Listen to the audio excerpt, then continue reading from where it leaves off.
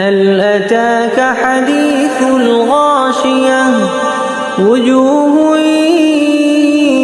يومئذ خاشعة عاملة ناصبة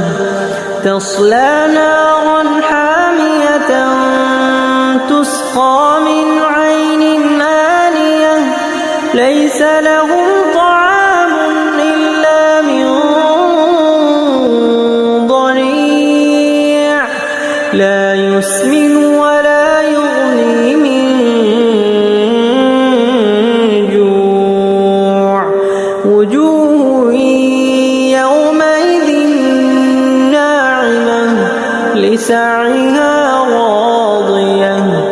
في جنة عالية لا تسمع فيها لاغية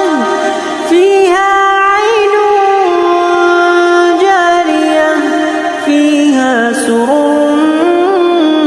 مرفوعة وأكواب موضوعة ونمارق مصفوفة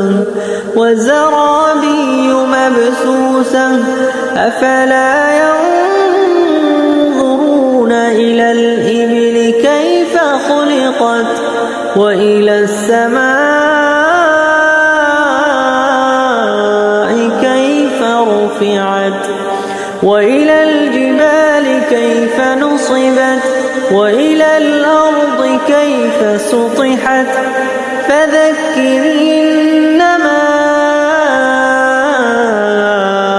أنت مذكر لست عليهم بمسيطر إلا من